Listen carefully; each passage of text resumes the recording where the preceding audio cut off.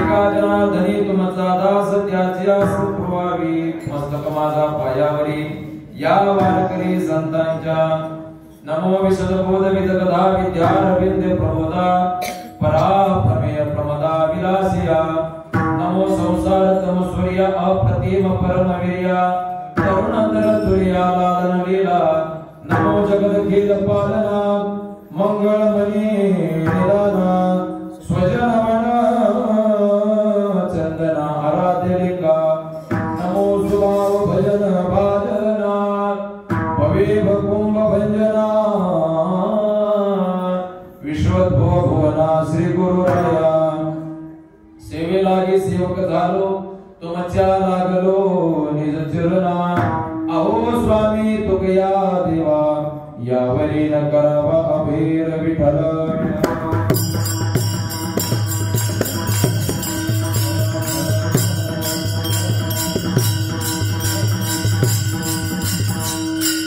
अकल्प आयुष्य व्हावे तया कुळा माझिया सकळा हरीचा दासा कल्पनेची बाधा न हो कोणे काळी संत मंडळी सुखी असो अहंकाराचा वारा न लागो राजसा माझिया विष्णू दासा भाविकासी नामावणे तया सावे कल्याण ज्या मुखी निदान पांडुरंगा कल्पनेची बाधा न हो कोणे काळी ही संत मंडळी सुखी असो प्रस्तुत प्राप्त प्रसंगी प्राप्त स्थळी प्राप्त वेळेमध्ये निवडलेला म्हणून दाखवलेला अभंग जगद्गुरु तुकोबाराय भागवत मंदिराचे कळस असणारे जगद्गुरु तुकोबाराय यांचा आधीचा अवतार नामदेवरायांचा अवतार भगवंताचे लढीवाळ भक्त म्हणून प्रसिद्ध झाले महाराष्ट्रातच नाही तर महाराष्ट्राच्या बाहेर जाऊन वारकरी संप्रदायाबद्दल वारकरी परंपरेची ज्यांनी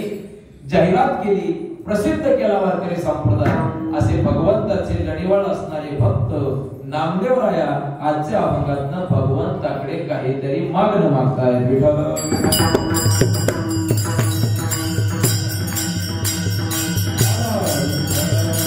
कीर्तनाला सुरुवात करण्यापूर्वी थोडासा परिहार देणं उचित आहे आणि ते बंधन समजून परिहार द्यायचा तो असा आज गेली 39 वर्ष अविरतपणे चालत असणारा आपला अखंड नाम यत्न सोहळा श्री क्षेत्र रायपाटण दत्त मंदिर या ठिकाणी गेली 39 वर्ष हा सोहळा चालू आहे आणि अविरत चालू आहे खंड नाही खंड सप्त्यातच नाही नामस्मरणातच नाही काही वेळेला सप्त्यामध्ये खंड होतो नामस्मरण चालू असतं काही ठिकाणी नामस्मरणात खंड असतो सप्ताह चालू असतो विठ्ठल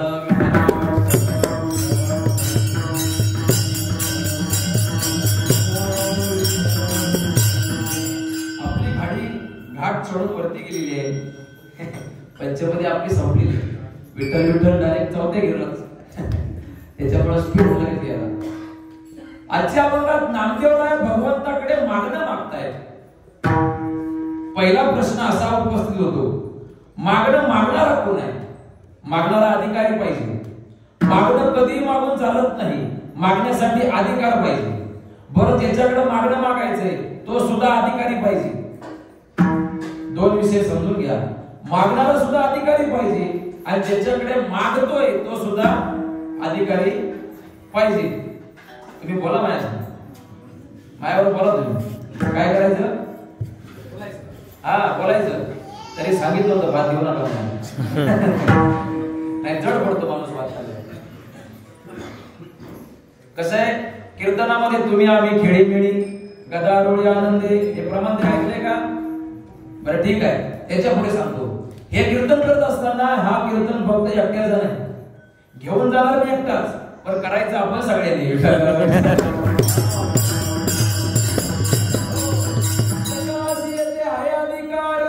कलियुगी उदार हरीचा नामे. हे कीर्तन आहे, सगळ्यांचं आहे. इथं सगळ्यांना अधिकार आहे. तुला सुद्धा अधिकार आहे. तू सुद्धा मध्ये काही ना काही बोलू शकतोस. अगदीच काही नाही जमलं तर रडण्यातून तुझी प्रतिक्रिया देऊ शकतो.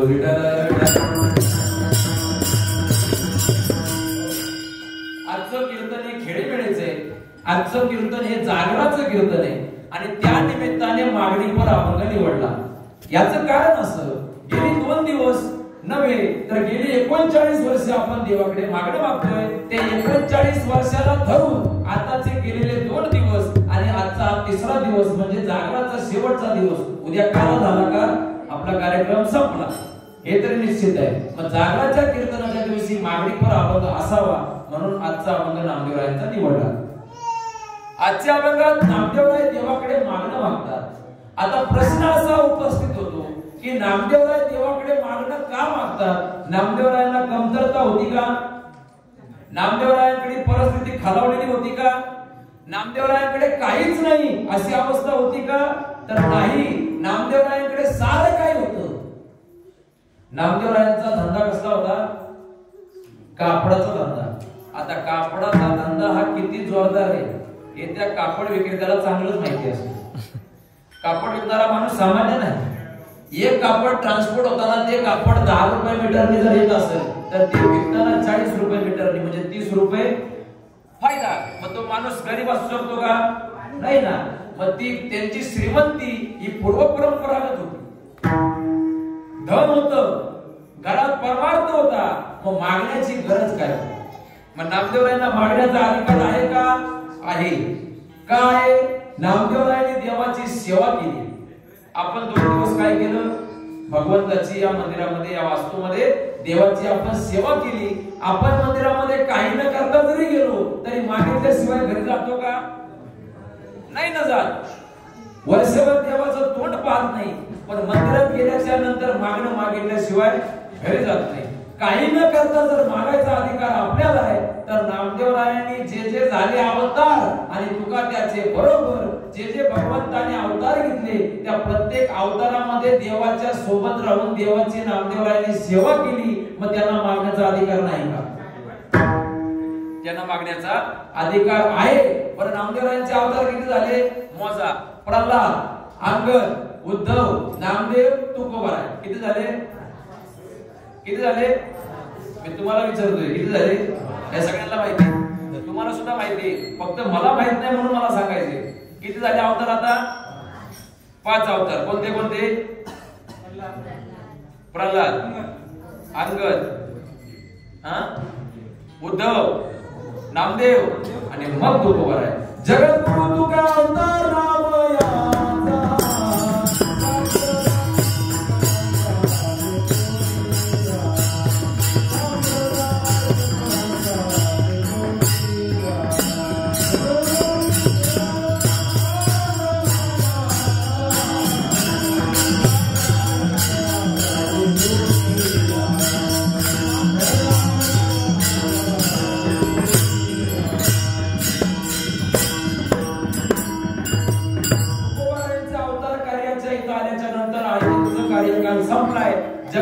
तुका अवतार नाम याचा संप्रदाय सगळ्यांचा जेतूनिया जो प्रल्हादाचा अवतार नरसिंह ज्या वेळेला भगवंताने अवतार धारण केला त्यावेळेला तुकोबाराय हे झाले प्रल्हाद नामदेवराय काय झाले प्रल्हाद झाले नंतर रामप्रभूंचा अवतार रामप्रभूंच्या अवतारामध्ये तेच नामदेवराय अंगत झाले त्यानंतर भगवान श्रीकृष्णाचा अवतार त्या अवतारामध्ये नामदेवराया हे उद्धव झाले नंतर भगवान पांडुरंगाचा अवतार आणि त्या अवतारामध्ये नामदेवराय आणि नामदेवरायाने प्रतिज्ञा केली की देवा 100 कोटी अभंग पूर्ण करील पण त्यावेळेला आयुष्य कमी होतं अभंगांची संख्या उरली राहिले ते बाकी 4 कोटी नामा म्हणे आई निवड केली नीती राहिले ते बाकी 4 कोटी सगळे अभंग लिहून झाले पण 4 कोटी अभंग बाकी राहिले ते अभंग पूर्ण करण्याकरता तेच तुकोबाराय जग विठाला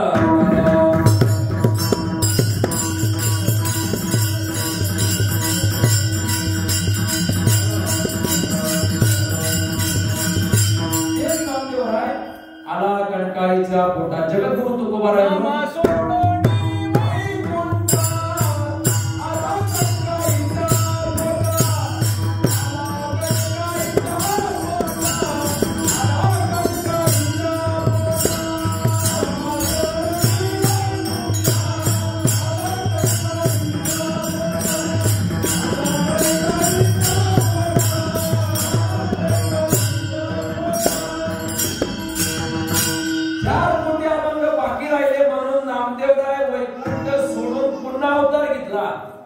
आता वैकुंठ म्हणजे काय वैकुंठ साधय का वैकुंठ माहितीये का वैकुंठ माहितीये का हा वैकुंठ माहितीये मला सुद्धा माहित नाही जायचा संबंधच नाही कधी आला अजून पण वैकुंठ हे ज्याला मोक्ष प्राप्त आहे ज्याची भक्ती ही सन्मार्गाची आणि ज्याची भक्ती भगवंतापर्यंत पोहोचली त्याला वैकुंठाला जाण्याचा अधिकार आहे गळ्यात माळ पडल्याच्या नंतर आपण खाली बोकावून येतो की वैकुंठवासी अमुक अमुक पण तो नेमका वैकुंठाला गेलायच का नाही हे आपल्याला माहिती आहे का नाही ना माहिती याचं कारण असं आहे देवाची भक्ती सामान्य नाही देवाची भक्ती साधी आहे का भक्ती नाही साधी बोळी जैशी सुळावरची पोळी तुम्ही माझ्याशी बोलत का नाही मी काय कर्ज घेतो तुमच्याकडनं बोला ना माझ्यासारखं माझ्याबरोबर मला असं खेळून राहायचं आपला चेहरा असा उदासीन नाही असा आनंदी दिसला पाहिजे असा आनंदी चेहरा असला पाहिजे माझ्यासंग बोला कारण मला बोलायला लागतं मी एकटा बोलायला तुम्ही मला येणे सांगता मी एकटा बोलत मग आपण सगळ्यांनी मिळून बोलायचे त्याला म्हणायचं कीर्तन एक नियम सांगतो एकटा बोलतो सगळे ऐकतात त्याला म्हणायचं प्रवचन नीट ऐका बरं एकटा बोलतो सगळे ऐकतात त्याला म्हणायचं प्रवचन एक पुढं बोलणार बाकी सगळे मागणं बोलणार त्याला म्हणतात भजन पण इथं सगळ्यांनी मिळून बोलायचंय त्याला काय म्हणायचं शाबास विठाला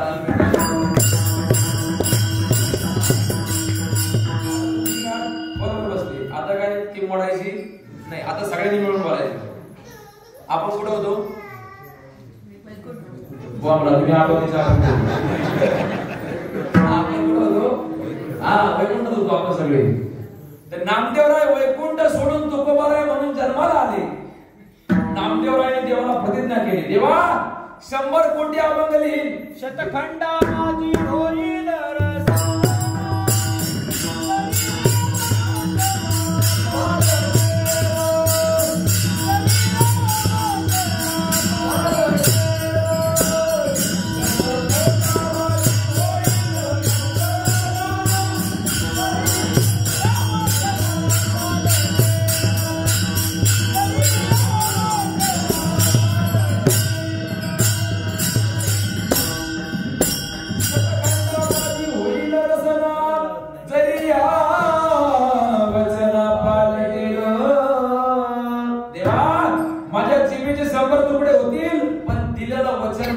पूर्ण केल्याशिवाय राहणार नाही ते देवाचे नामदेवराय होते आताचे 500 रुपये घेऊन मुंबईला पळाले नामदेवराय नव्हते ते द्यायला लागतील म्हणून गाव सोडून गेले नामदेवराय नव्हते ते देवाला वचन दिलं देवा 100 कोटी अभंग लिहील देवाने सांगितलं नामा अरे या आयुष्यामध्ये आता शक्य नाही कारण आता ह्या कलियुगामध्ये फक्त 100 वर्षाचं आयुष्य पूर्वी 10 लाख वर्ष आयुष्य, नंतर 1,00,000 वर्ष आयुष्य, नंतर 10,000 वर्ष आयुष्य, नंतर 1,000 वर्ष आयुष्य, आणि त्याच्यानंतर 100वरती आलं आणि सगळ्या संतांनी देवाला विनंती केली, देवा आता 100 शून्य कमी करायच्या भानगडीत पडू नका, कारण 10 वर्ष जर आयुष्य ठेवलं तर काय राहणार आहे, काय राहणार सांगा बरं. त्याच्यामुळे देवा अर्ध आयुष्य गेलं बालपणात, कशामध्ये अर्ध आयुष्य गेलं बालपणामध्ये, अर्ध आयुष्य गेलं तारुण्यामध्ये, अर्ध आयुष्य गेलं संसारामध्ये, आणि अर्ध आयुष्य गेलं म्हातारपणामध्ये. आलं मरण, परमार्थ केलाच का आपण? संतांनी ते नाही केलं. जन्माला आल्यापासून ते मरेपर्यंत, जागेपणेपासून ते झोपेपर्यंत भगवंताची सेवा, भगवंताची भक्ती आणि भगवंताचं नामस्मरण सोडून दुसरं काही केलं नाही.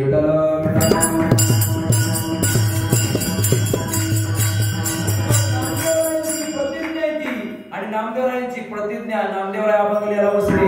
आता नामदेवराय अभंग याला बसले म्हटल्याच्या नंतर नामदेवरायांचं अख्खं घरच्या घर अभंग याला बसलं. आता नामदेवरायांच्या घरी कमी नव्हती, आता परत मोजायची. नामदेवाचे घरी 14 जण स्मरती हरी. आता मोजा बरं, किती झाले पाहिजे?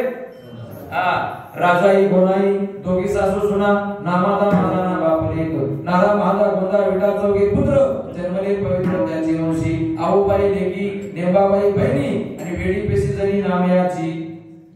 किती झाले? किती झाले? नक्की नक्की तुम्हाला कळलंय कीर्तन? संपू 14 माणसं घरातली 14 आणि नामदेवाची दासी जण 15वी. 15 जण अभंग याला बसले. अभंग लिहिता लिहिता लिहिता लिहिता आयुष्य संपलं. राहिले ते बाकी 4 कोटी. नामामध्ये आई निवड केली ती, राहिले ते बाकी 4 कोटी. 4 कोटी अभंग बाकी राहिले. आणि मग नामदेवरायांचं आयुष्य संपलं. नामदेवरायांनी देवाला सांगितलं, देवा टेन्शन घेऊ नको. कोण म्हणतंय? नामदेवराय म्हणले. काय म्हणले? इंग्लिश मीडियमला होते ना ते. देवा काही टेन्शन घेऊ नको, मी राहिलेले अभंग पूर्ण करण्याकरता मी पुन्हा येईन. काय म्हणले? तुमचा राजकारणात कल चांगला दिसतो. त्यांच्या गावात खाली नेटवर्क चांगले, पटकन कळलं त्यांना ते पुन्हा येईल. ते नामदेवराव होते, त्यांनी शब्द दिला मी पुन्हा येईन, आणि ते पुन्हा आले.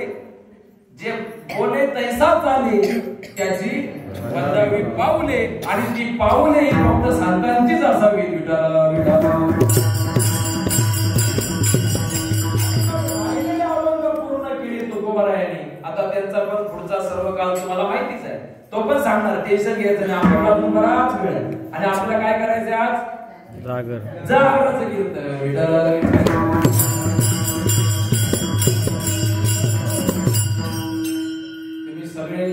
तुम्हाला असं वाटत असेल की बाबा आज 39 वर्षात आपण पदार्पण करतोय. शेजारच्या गावांमध्ये 12व्या वर्षी सुद्धा लोक अगदी मंडप कुटुंब भरून येतो आपल्याकडे. म्हणजे हे मी कुणाला सांगतोय? मंडळाच्या लोकांना.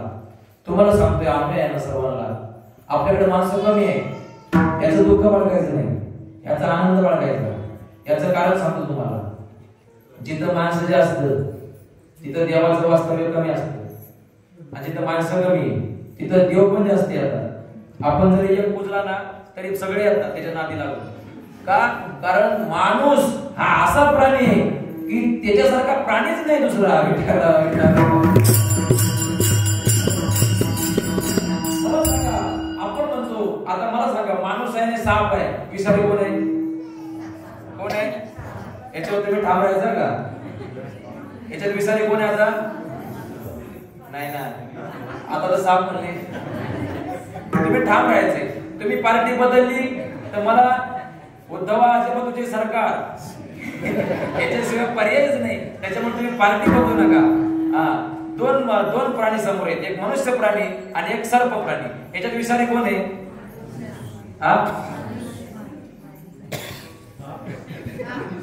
तुमची गट्टी करा सगळ्यांची.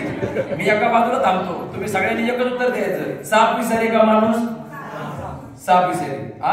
ओके. साप काय खातो? बरोबर. कोण बोलत नाही? बरोबर. ते शाळेत शिक्षण संपलं. आता बरोबर सांगितलं. काय खातो साप? उंदीर खातो. काय खातो साप? उंदीर खातो. साप काय खातो? पटकन बोला, मला कुठं जायचंय? साप काय खातो? उंदीर. त्याच उंदराला कोण खातं? हा नाही ना, हा कोंबडी. तो उंदीर सोडू देत, कोंबडी येते आणि तिचा कार्यक्रम सुरू करते. अजून एक कोंबडी अन्न खाती. काय खाती माहितीये का? सांगू का नको सांगू? काय सांगू? अजून एक कोंबडी हा प्राणी अजून एक अन्न खाती. तिच्यासाठी ते अन्न आहे, आपल्यासाठी ती विष्ट आहे. तुम्ही समजून घ्या. लहान पोरग जर अंगणात बसलं का मागं कोंबडी हजर. जसं काय तिला वाटतं 12 वर्ष तपपूर्तीचा 16 आहे, लगेच म्हणपत हजर होती. त्या पोराच्या मागं कोंबडी हजर. तीच कोंबडी कोण खातं? आता विसारी कोण? तरी जगतो एवढं खाऊन, वरनं अजून म्हणतो रसा दे रसा दे.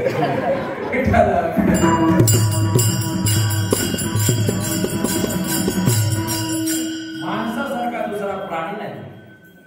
आज आपल्याकडे जी माणसं जमतायत, ज्या वेळेला सुपामध्ये आपण धान्य निवडतो त्यावेळेला त्या सुपामध्ये धान्य राहतं का पाखड राहते? मग हे धान्य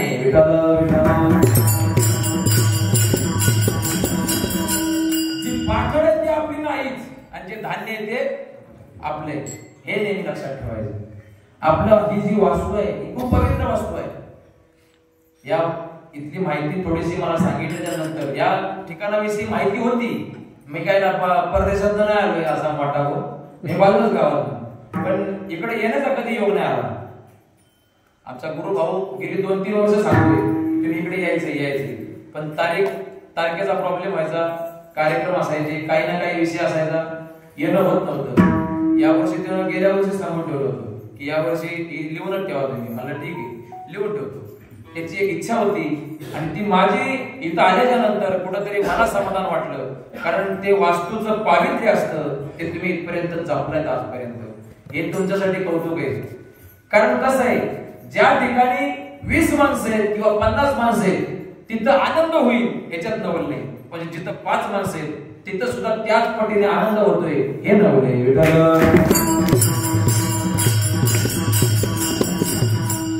रावणाकडे एवढं सैन्य होतं की नजर मारली तर नजर सुद्धा पुरत नव्हती. किती सैन्य होतं? अफाट सैन्य होतं. परंतु प्रभू रामचंद्र माकडांना घेऊन गेले. मेले कोण? पराभव कोणाचा झाला? आपलं कार्य हे सत्कर्माचं आहे. मग इथं माणसं आपली कमी का असणार, पण आपलं कर्म जर सत्कर्माचं असेल तर आपल्या ह्याच्यात पराभव कोणच करू शकत नाही. विठ्ठल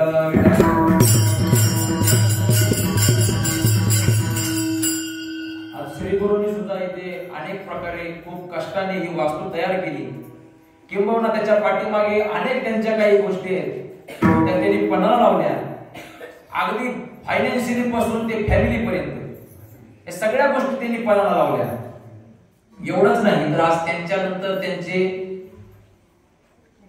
जे पुत्र आहेत, आम्ही दोघे एकाच हॉस्पिटलचे, आम्ही एकाच ठिकाणी कामाला, आम्ही कर्मबंधू म्हणायला काय हरकत नाही, आम्ही एकाच ठिकाणी काम करतोय हे पण मला नंतर कळलं. परंतु कसं आहे, वडिलांच्या पाठीमाग पैशाचा हक्क कोणी पण मागेल, पण वडिलांच्या पाठीमाग देवाचा हक्क मागणारे पुत्र कमी भेटतात. देवाच्या अंगावरती पाणी ओतून देवाला स्नान घालून देवाची पूजा करणारे पुत्र कमी आहेत, पण दानपेटीतले पैसे काढणारे पुत्र जास्त आहेत. पुत्र म्हणा किंवा अनुयायी पण म्हणा, अनुयायी पण काही झाले नाहीत काही ठिकाणी. नाही गुरु हल्ले अनुयायांनी काही जणांनी का? पैशासाठी. परंतु तुम्ही या कोणत्याही गोष्टीला बळी न पडता मनामध्ये लाज किंबहुना अहंकार किंबहुना लोभी दंभी अशी कोणती भावना उत्पन्न न होऊ देता सद्भावनेने आणि सत्प्रेरणेने हे कार्य अविरतपणे चालू ठेवलं हे तुमच्यासाठी कौतुकाची बाब आहे. भगवंताला कोणती भक्ती पाहिजे, म्हणून आजचा अभंग कोणत्यासाठी निवडलेला आहे? अहंकार. इकडे आपण येणार आहे, कशावरती येणार आहे? अहंकार. ही भक्ती कशी आहे? भगवंताची भक्ती ही जितकी कठीण आहे तितकीच भगवंताची भक्ती साधी पण आहे. आता पहिली साधी सांगतो. देवाची भक्ती साधी काय? तुकोबारायांना विचारा. तुकोबाराय म्हणतात देवाची भक्ती सामान्य का सामान्य नलगती सायास जावे वनांतरा सुखे येतो घरा नारायण परंतु ठाईच वैसोनी करा एक चित्त आवड अनंत आळवावा तुका म्हणे सोपे आहे सर्वाहुनी पण शहाणा तो नाही घेतो असे जो शहाणा आहे जो जाणतो तोच हे करू शकतो. एखादा म्हणत महाराज आम्हाला सकाळी 9 वाजल्याशिवाय आमचा डोळा खुलत नाही मग आम्ही काय करायचं काही करायचं नाही. संतांनी सांगितलं आंघोळी नरगे तोंड धुवावे हार्द जाड जीवे नरगे भ्यावे संसारा तुम्ही बिना आंघोळीचं देवाचं नामस्मरण करा हरकत नाही. एखादा म्हणे ठीक आहे याच्यात पण ठीक आहे पण 9 वाजता उठलं का मला 10 वाजता ऑफिसला जायचंय एका तासामध्ये मला पटापट आवरावं लागतं ऑफिसला जावं लागतं मला अनेक काम धंदे मग मी काय करू नाथ बाबांना विचारा. नाथरायांनी सांगितलं कामामध्ये काम काही म्हणा राम राम जाईल भवश्रम सुख होईल दुःखाचे. तुम्ही काम करताय ना काम करताना राम राम म्हणा. काय म्हणायचंय जास्त काय नाही म्हणायचं काय म्हणायचं राम राम काम करताय राम राम म्हणा. एखादी महिला उठली ती म्हणली बाबा हे सगळं त्यांचं घर आहे पण माझं भांडणाशिवाय दिवस जात नाही. कशाशिवाय मी भांडणाचं म्हणतोय कशाशिवाय दिवस जात नाही भांडणाचे. नाथ बाबाने सांगितलं हरी बोला भांडता हरी बोला कांडता सर्व कार्य करीत हरी बोला. भांडताना काय म्हणा हरी हरी म्हणा. तुम्ही मेले मुर्दे हे करून ते करून असं करण्यापेक्षा तुम्ही हरी हरी म्हणा. काय म्हणा हरी हरी तुम्ही म्हणाले सकळ तेने माया जाळ तुटवते.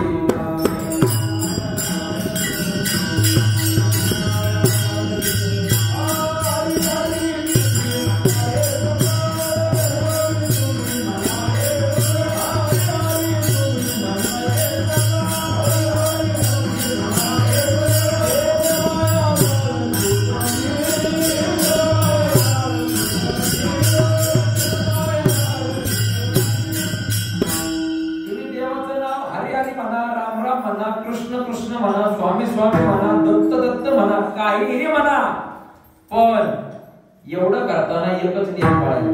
कोणता नियम सांगितला नाथबाबांनी कोणता नियम सांगितला आवडीने भावे हरी नाम घेसी आवडीने भावे हरी नाम घेसी तुझे चिंतासी सर्व आहे तुझी चिंता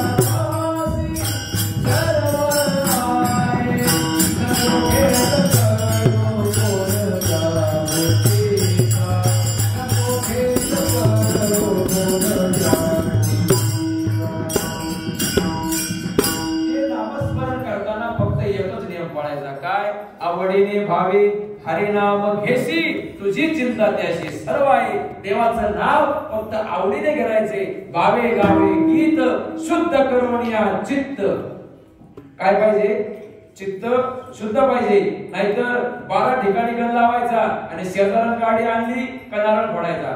असली कामं मनात ठेवून देवाचं नामस्मरण करणाऱ्याला काही अर्थ नाही काही अर्थ नाही. संतांनी देवाची भक्ती ही कोणत्याही स्वार्थाशिवाय केली. जनाबाईकडे या जनाबाईच्या घरी देवाने झाडलोट केली. काय केलं जनाबाई कचरा काढायची आणि तो काढलेला कचरा देव टोपलीत भरायचा. झाड लोट करी जणी केर भरे चक्रपाणी घेऊन या शिरी आणि नेऊन या टाकेदुरी. ही देवाची कामं. नाथरायांच्या घरी देवाने 12 वर्ष पाणी भरलं कावडीने पाणी ज्या घरी चक्रपाणी वाहे. नाथबाबांच्या घरी देवाने काय केलं कावडीने पाणी भरलं. देवाने अर्जुनाची घोडी धुतली अनंते अर्जुनाच्या घोड्या धुतल्या. घोड्या म्हणजे कोणत्या पकवातीला घेतो त्या नाही. घोड्या म्हणजे काय तुम्हाला कळतंय का करून दाखवू नको ना. त्या घोड्या भगवंताने धुतल्या का भक्ती तशी होती. अर्जुनाची भक्ती काय होती अर्जुन झोपायचा आणि केस कृष्ण कृष्ण म्हणायचे.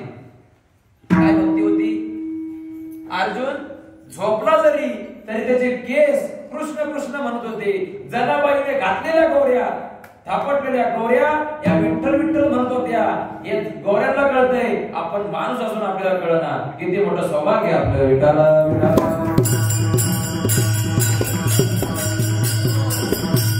भक्ती साधी आहे भक्ती कठीण नाही साधी आहे. फक्त तुमचं अंतःकरण शुद्ध पाहिजे. म्हणून भावे गावे गीत शुद्ध करून या चित्त. मग आजच्या अभंगात जर नामदेवराय देवाकडे मागणं मागतात तर ते मागणं कोणत्या स्वरूपातलं असावं? कारण संतांचं मागणं आपलं मागणं याच्यात फरक आहे. याचं कारण असं, आपलं मागणं हे संसारासाठीच असतं आणि संतांचं मागणं हे समाजासाठीच असतं. याचं उत्तम उदाहरण म्हणजे आजच्या अभंगातलं प्रथम चरण. अकल्प आयुष्य भावे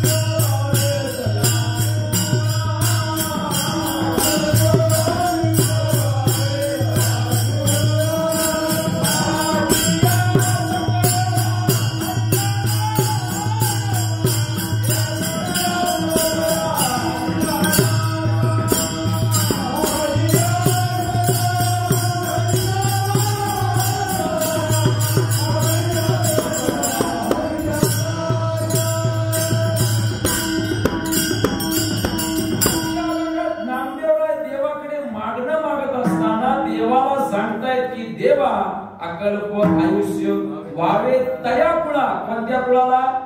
माझ्या सकळा हरीच्या दासा. माझ्या हरीच्या दासाच्या कुळाला उदंड आयुष्य लाभले मला नको. म्हणजे याच्यामध्ये नामदेवरायांनी मागणं मागितलं पण कुणा करता? दुसऱ्यासाठी मागितलं, स्वतःसाठी मागितलं नाही. तुकोबारायांनी मागणे मागितलं देवाकडे. काय मागणं मागितलं?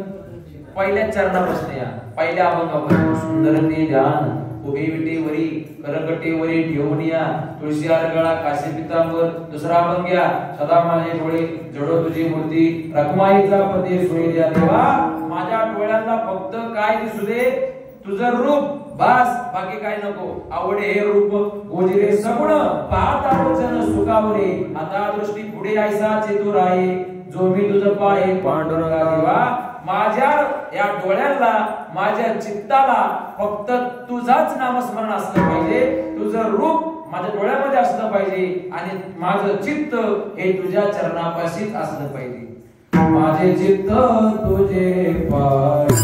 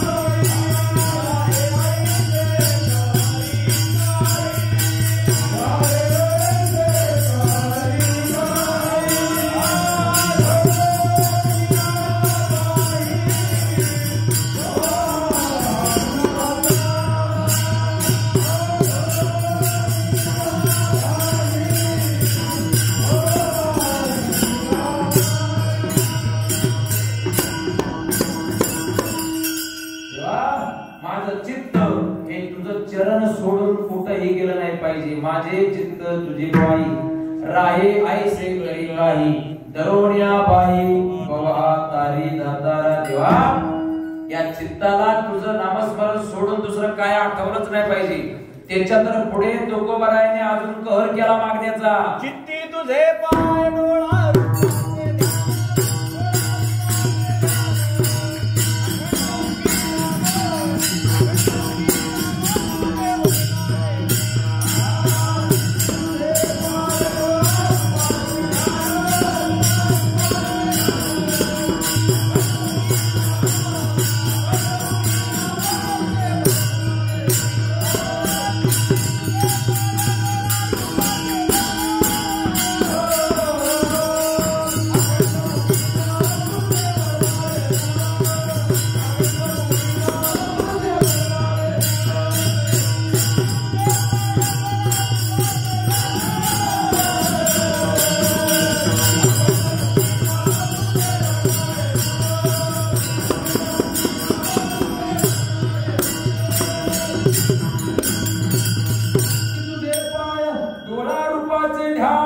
अखंड मुखी नाम तुमचे वर्णावे गुण हेची एक तुम्हा मागतो मी दातारा उचिष्ट ते करा भाव जाणून करा देवा एवढंच मला मागणं दे हे संतांचं मागणं आहे त्याच्या पुढे तुकोबारायाने या मागण्याची परिसीमा क्रॉस केली आणि एक अभंग लिहिला आणि काय अभंग अर्थ सांगणार नाही कारण अभंग सोपा आहे तुम्हाला लगेच कळेल एक मागणे ऋषिकेशी चित्त द्यावे सांगतो वचनासी मज अंतर तुझ्या चरणाशी न पडे ऐसे कृपा करी नको तुझी बुद्धी अनेक वृद्धी सिद्धी परलोक तू स्वामी मी सेवक खंडना न करी ऐसी मना येईल तो जन्मदी भलते कुळी भलते डाई तेरी साखळे घालित नाही हृदयी होनी तुवा न जावे की तुले करी भलत्या परी भलते भावे तुझे द्वारी राहील दास होई कामारी वदो वैकरी नित्य नाम नको विचार दुसरे आता शरणालोजी पंढरीनाथा तुकया बंधू म्हणे रे अच्युता आहेस तू दाता दानशूर कळालं बरं सगळा नाही समजू थोडासा समजू 10:30 वाजलेत ना थोडासा समजू देवा जास्त काय मागत नाही एकच मागतो काय मागतो तू स्वामी आणि मी सेवक याच्यामध्ये भेद नसला पाहिजे ते तुकोबाराय होते